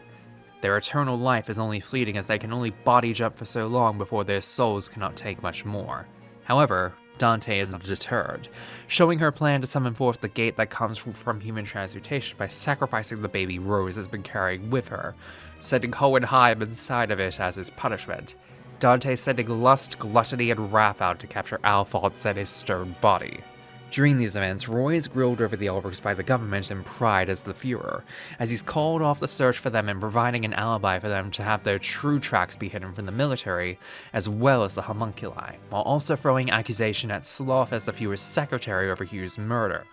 With the alibi in place, he fully realizes that the Elrics' word on the government being all part of the same conspiracy behind the Stone's creation, and finally enacts a plan to get the truth out of the Fuhrer. The Elrics leaving with disguises in place of their own plan of their own to get away from the military. However, Ed realizes that because Al is now a living Philosopher's Stone, his alchemy could be uncontrollable and, as a result, instructs him to stop using it until they know further.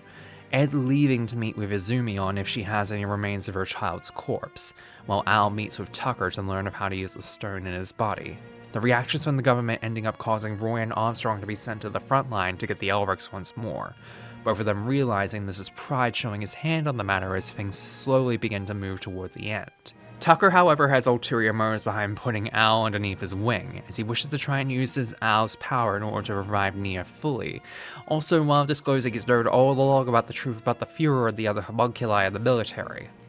Ed, meanwhile, still with Izumi in Dante's old manor, finds out about the truth through talking with Izumi on the matter that Dante is in fact the leader of the homunculi group when they go find a letter to Hohenheim that is dated 400 years prior,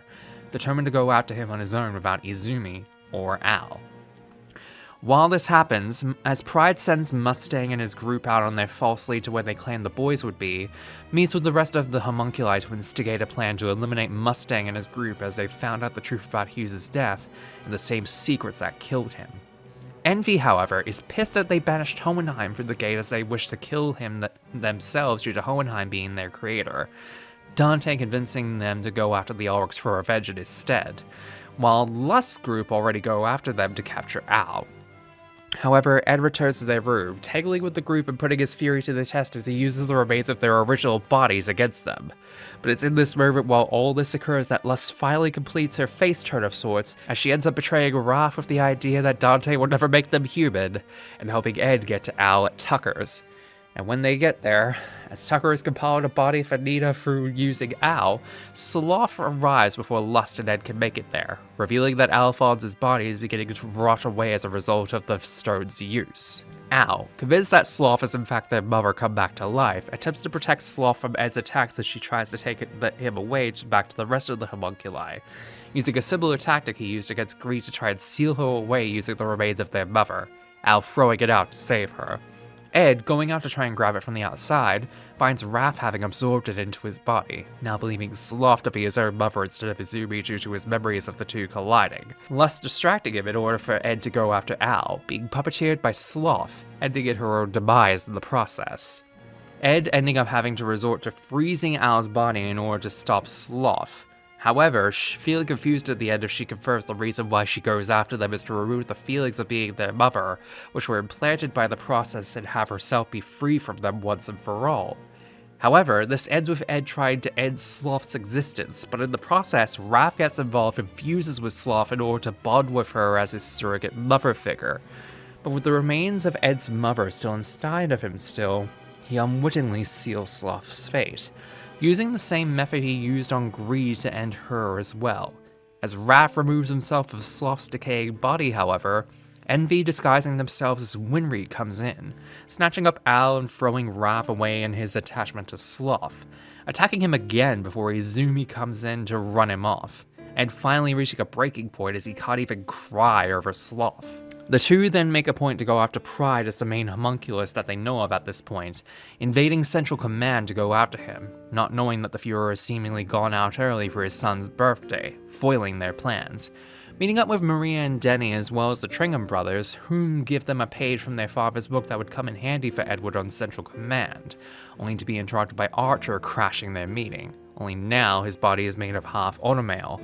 Izumi holding him back as Ed and the Tringhams escape. Armstrong, in the meantime, leads a group of his and Mustang's men back to Central to stage a coup against Pride after all the events that have taken place, Mustang and Riza having already gone back in disguise to get on top of it within Central themselves, meeting up with Ed as he makes it out as her and the rest of Armstrong's forces mount a counterattack. The two take Edward over to the Fuhrer's secret base, Mustang confirming that he's willing to sacrifice his status within the military if it means avenging Hughes' death after all that happened, finding some common ground with Edward at last. Edward departs, finally giving Roy his respect finally, knowing it may be the last time that they see each other. Determined now to destroy this Philosopher's Stone, knowing now the misery that is surrounding it, he goes off in pursuit of Al and the rest of the homunculi and end this once and for all. Meeting up with the Tringham Bros at the entranceway to the homunculi's base, he goes into the secret passageway by himself, with the Tringhams begging for him to return alive after all the good they've done for him, Edward finding a city underneath the chapel, this being where Dante made her life. Eventually finding the homunculi's base, he's met by what appears to be Rose, but is in fact in a trance put in by Dante, fully realizing that Lyra is Dante in her body, confronting her at last and coming to the realization that Hohenheim is, like her, a soul that has inhabited several bodies for many decades. As the two battle it out over Edward's conviction to destroy her and the stone once and for all, and Dante's need to keep the stone for her own use, citing humanity as being unworthy of handling the stone of their own, Dante convincing Edward that the law of equivalent exchange is a lie. And, as he eventually ends up being distracted by her line of logic, he's given the same fate that befell Hohenheim and is thrown into the world beyond the gate, waking up in an alternate world to his own. Our world in the era of World War I. Yep. In a very sharp twist from the story of Fullmetal Alchemist, they have Edward and Hohenheim be transported through the gate into a parallel world, which is basically implied to be real-world World War I. When I say we hadn't even gotten to the wackiest of turns in this story, this is what I mean. Because, oh boy, the final 2 episodes of Fullmetal Alchemist 2003 are a ride for those who only know of the original story, and seeing this is one of those moments you just start thinking to yourself on if this is a really good idea to take the story. And we haven't even gotten to the second part of this wild twist in the tale. That being said, with Ed now with Hohenheim in our world, adjusting to the body he has inhabited to his parallel world counterpart, realizing that because of where they are, the truth of the fate of the people in this world is the energy used for alchemy from those that die in our world. Hohenheim stating that due to his circumstances and how he became into this world, Ed can open up the gate from within him and return back to his own world. Hohenheim having already crossed over fully and unable to do the same. Ed being struck by the debris of a zeppelin shortly thereafter. All the while, Dante and Envy plan to use gluttony to eat Alphonse with the stone essence inside his body. However, he's despondent on Lust's fate. He is then made to be a feral, thoughtless beast. However, Ralph, still grieving for Sloth's death, gets involved at the last minute, allowing the gate to be opened and bringing Edward back from the parallel world. However, as Al is already activated in a transmutation circle, Envy uses this in their transformation technique to get into the head of Edward to attack him, in the process revealing himself to be the homunculus of Hohenheim and Dante's unborn child, a direct mirror to that of Ralph. Just real quick here, this isn't the case in the manga and Brotherhood, and is only exclusive to Envy's character in this version of events. Probably didn't need me to have to say it by now, but I know some stickler in the comments is probably going to crucify me if I did say it outright, because this is what Envy and the source material is in their true form. Meanwhile, Hawkeye and Mustang finally make their way to the Fuhrer's house and enact their planned attack against him, leading himself into his house and finally confronting him, leading to Roy and Pride duking it out, with Pride seemingly having the upper hand due to his eye being able to predict his movements. And as the battle between the two comes to a head, so does the battle with Ed and the homunculi, as Edward gets stabbed by Envy, killing him instantly but finally breaking Rose out of her trance, Gluttony seemingly going in for the kill and eating Alphonse. As this happens, Roy becomes desperate and blows the building of the Fuhrer's house in Central, Pride reconstructing himself in the process. With no options left, Mustang uses the skull of the original Fuhrer to Pride to weaken him, sacrificing the Fuhrer's son in the process to transmute and kill Pride. Alphonse, finally, uses alchemy on his own body in a gambit against the rest of the homunculi, knowing for certain that if he uses his body with it there will be nothing left for the homunculi to use for their own desires, including the stone.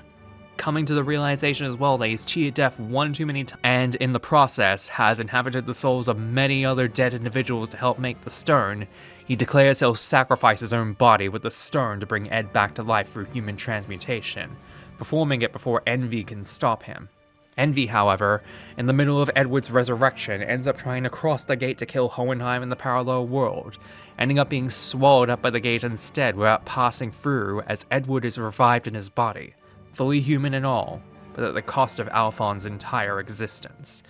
Dante, attempting to escape and get Pride to assault them in retaliation, is instead found by Gluttony, who feasts upon her body as he could not devour Alphonse, killing her in the process and running off. Edward, instructing Rose to escape with Raph, uses the same transmutation array he used to attach Alphonse's soul to the armor he inhabited these last 4 years, attempting to use it once more to revive Al in his place, while also using it to destroy Dante's base as well.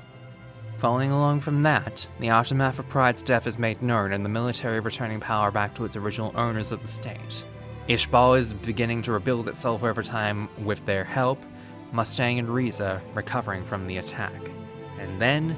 we finally see Al, having been reverted back to a 10-year-old and having the last 4 years of his life erased as a result of what Edward had done. Raph being given an ornamental arm and wandering off shortly after. Al wanting to train under Izumi to bring Edward back properly, with Izumi not denying the request and taking him under her wing once more. And finally, in the parallel world, Hohenheim and Edward are seen in their parallel counterparts' bodies, having acclimated to the world fully as a result of Edward's process, Ed wondering why he's still alive to bring Al back. Hohenheim only stating that maybe the sacrifice he made was the journey it took to get to this point. Satisfied with that answer, Edward departs with Hohenheim to study on creating a rocket to take himself back to his own world and reunite with Alphonse alongside it. Both of them determined to be reunited after all the strife they had gone through.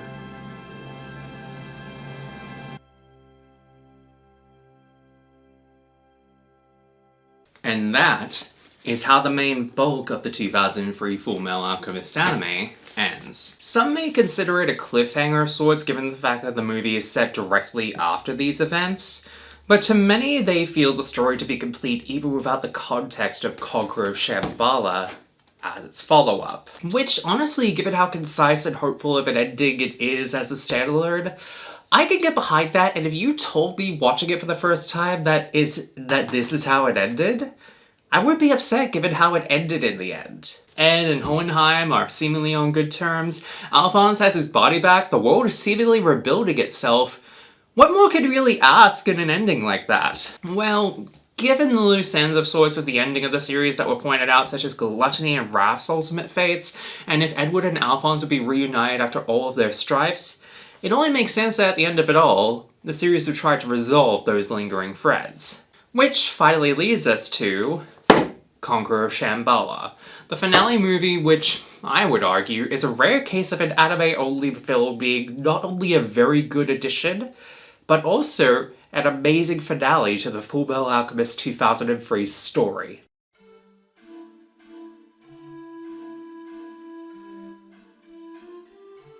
For the movie itself, while it does start off with a basic prerequisite, basic opening explanation reminder of the plot for those who have forgotten, being told by Ed as a story from when he was still in his original world, we find Ed having fully integrated into our world alongside Al's counterpart, Alphonse Heinrich, whom he's telling said story to.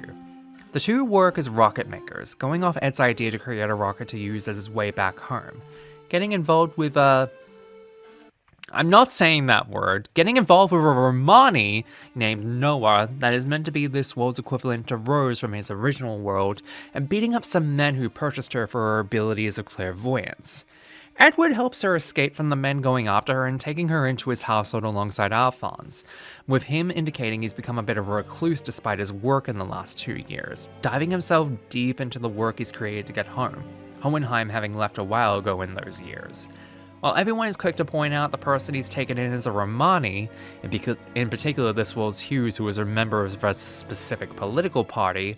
he's basically begging for people to get off his case about it because he isn't thinking that she's willing to steal from him like they all believe people like her to do. However, Hughes' counterpart isn't the only one he ends up fighting, as he also spots Führer Bradley's counterpart as well, believing him to be Pride, but realizing he's a completely different entity entirely. Not the Führer, but a Jewish man who ends up talking about the prejudice he faces living in Munich. Yeah, fair warning. Because this all takes place between the area of pre-World War II Germany, expect a lot of talk about the specifics of that time frame, such as racism and bigotry towards Romani and Jewish folk, as well as talk about the Eurocentric superiority of white blonde-haired people during this time. The movie doesn't try to cut around these issues, and really, why should it? But I feel it prudent to talk about these given what we are about to get into, and it being an important part of the scenery that we are about to talk in as the world that Ed has found himself in now, and especially given how the issues being talked about this movie are basically timeless even to now. Not only that, but I feel it uses World War I Germany as a front to not only introduce characters like Noah into the picture, but also put in a major contrast into the world that the Elrics resided in, where tales like Führer are thrown around not so much with a hint of German lineage behind them in their world. In any case, Bradley's counterpart, a film director by the name of Fritz Lang, is in search of a dragon to use for his next film, getting Ed to scope out an abandoned castle to search for one, only to find Envy, having survived their crossover from the gate, as the dragon in question. Engaging with Dragon Envy, still trying to seek Hohenheim out for their own matter of revenge, Edward gets some help from some fighter pilots, but is then captured down by a group known as the Fool Society, whom Ed has become aware of thanks to Hohenheim, who take Envy for their experiments. Said experiments include a strung-up Hohenheim and having Envy in a transmutation circle, Envy biting into his creator, creating an opening to a world the society calls Shamballa. But in reality, it's the world Edward and Al originate from. Speaking of Al, however, we finally return to the original world 2 years after the ending of the main series, with Izumi having stopped training with him due to her declining health, eventually dying as a result of the complications of her body failing at last. Al, however, still determined as ever, has begun searching for the truth on his own to find a way to bring Ed back, going through the journey what's more that him and his brother had done previously, including going back to Lior finally after its rebuilding following the conflicts in the series. Arriving just in time for the Full Society to enter into their Shamballa. Al manages to help subdue the mechanical suits, showing off his skills as an alchemist since we last saw him, even donning Edward's alchemist clothes as a point to establish how he's become, witnessing them return back to Munich. Soon after, Edward sneaks himself into the society that's holding and using Envy in Hohenheim, finding the transmutation circle they used to enter his original world, being found out by the society members as they find him bringing the armored soldiers back from his world. Finding him out, he's attempted to be assassinated by the society, but is saved by Al, who merged a piece of his soul into one of the armored suits, allowing him to help out Al in the other world, albeit briefly before being severed due to the fact he cannot maintain the connection for long. Ed and Al both use this as a sign of how to be reunited, using the gate and with it the link it uses to try and manifest a way back for one of them. Al going off with Raph to look for it, while Edward looks into the far-right political party in Germany that has ties to the Fool Society, whom are using the portal for their own needs of conquest. While this happens, Noah is contacted in order to read Edward's mind in order to gain information on how to activate the transmutation circle they have in their society's base, seemingly doing so successfully in his sleep and leading him into a trap before Fritz saves him.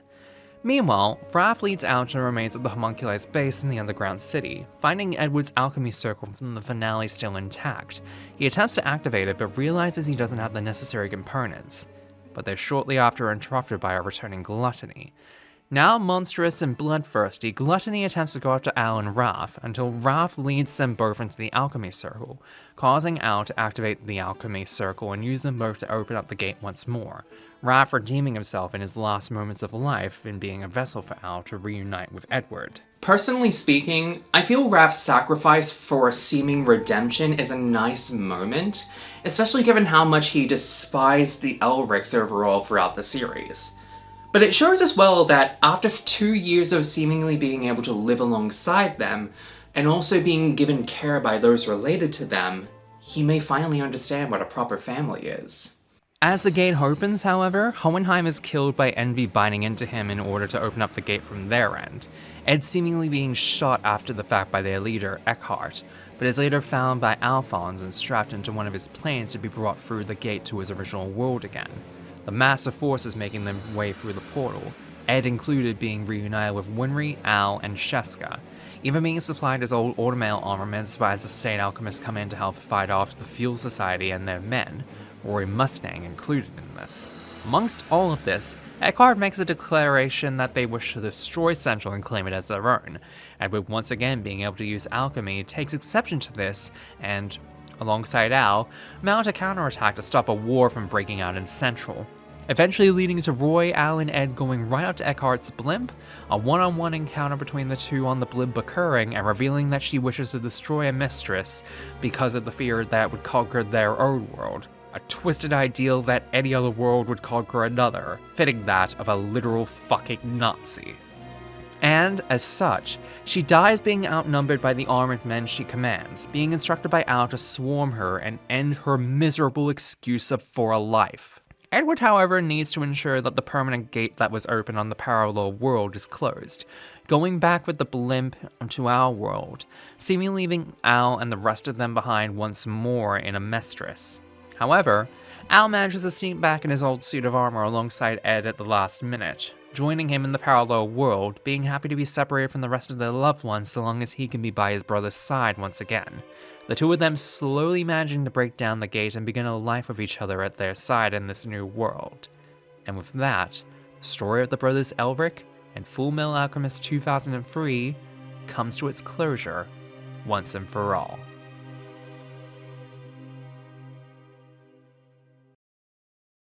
So, I guess after all of that, the question you're probably asking yourselves at this point is, Chloe, that's all well and good, but what is the overall point of this? Why should we talk about FMAO3 at all? Well, to make a long and overly complex point here, it goes back to the point which I originally started this video on. The fact that so many animes like this being a normal thing in the days of which I began watching anime, leading to such series that we have today. So many people take animes like Fullmetal Alchemist 2003, Original Fruits Basket, and HunterxHunter, and brush them all aside for newer, complete, arguably superior versions which have all come out in recent years. But if anime like this have given us anything to go by, it's that while we certainly live in an age where most anime being made while their manga counterparts are still being made does still happen, they're given the time and pacing needing to get to that point because of anime like this one paving the way. And it's arguable that without anime like FMA 2003, we wouldn't have the chance for original stories to be told and differing adaptations to be made from its source materials, other works. But in a similar vein, if it weren't for these becoming the norm during the early days of anime fandom, it could be argued that anime such as Brotherhood and the like wouldn't be possible without it. In reality, yes. These series are essentially obsolete in the modern day anime canon, and that's fine, but they serve as a reminder as to how far we've come not just as anime fans, but as creatives behind these adaptations as well. As I feel personally just brushing them aside for their newer ones is only a disservice. Yes, they're far from perfect adaptations. Yes, they do get nonsensical on the way. Yes, they are wildly different from by the time you've finished, and you still gotta watch or read another series to get the full story. But damn it, it's a part of our culture and a part of our DNA, and forgetting about it is wrong. Especially given that many adaptations like it haven't gotten a second chance like this, or Fruits Basket, or JoJo's, or HunterxHunter, and it's arguable at this point that they may never get that chance with the way things are going. We're almost 2 decades away from Soul Eater's Soul adaptation being made, mind you. Not only that, but you can't even legally watch this version of Fullmetal Alchemist online anymore. Despite it being done by Funimation 2 decades ago, this version of the series isn't on any legal streaming sites in favor of its newer version in Brotherhood. And while adaptations before them like Fruits Basket are still able to be found online easily through Crunchyroll, it's adaptations like Fullmetal Alchemist 2003, HunterxHunter 1999, and especially original JoJo that are slowly being erased due to the fact that newer anime fans and business people don't seem to care about preserving the past. Where I'd argue anyway, erasing anime like this is a crime against our very nature as anime fans, and especially a crime in terms of preserving how far we have come from anime like this one. So, if you do take away any reason why we should talk about Fullmetal Alchemist 2003 more in a nicer light, let it be for the fact that it is arguably the one that paved the way for a lot of what we take for granted nowadays. Not just for what it brought to the anime landscape as a whole, but also for what it did for us as fans. Because thanks to the sacrifices one series made, it ensured we could enjoy anime like its successor in the future, and ensure that anime like it can be made. And my hope is that the trend continues on for the next 20 years of anime. For better or for worse.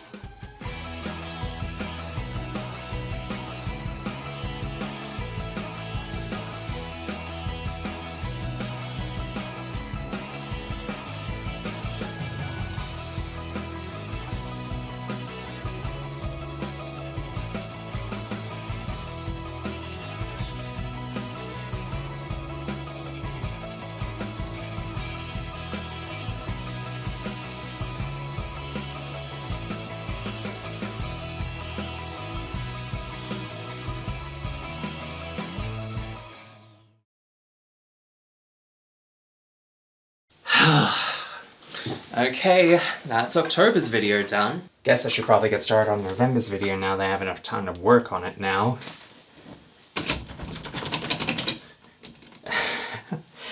Okay, very funny. You can unlock the door at any time now.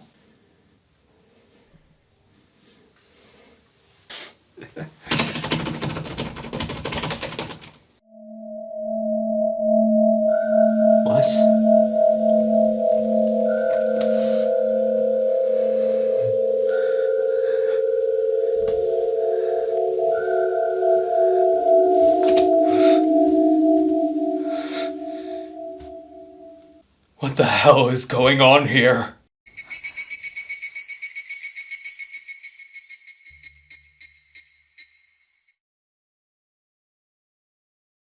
This video was made possible through supporter patrons like the ones you're seeing on screen right now. If you like videos like this one and others on this channel, please consider supporting them via the Patreon link and subscribing to the channel. Thank you for the time, and catch you later.